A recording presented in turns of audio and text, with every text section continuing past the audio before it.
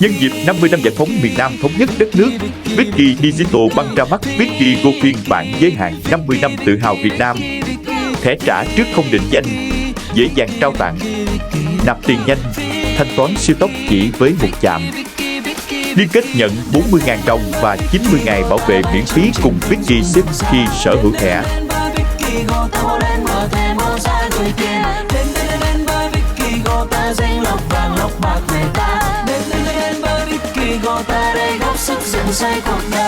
Số lượng có hạn. Nhanh tay đến Vicky văn phòng giao dịch Ninh Kiều, địa chỉ 58 Hùng Vương, phường Thế Bình, quận Ninh Kiều, thành phố Cần Thơ để sở hữu ngay. Tự do, hòa bình không phải dễ.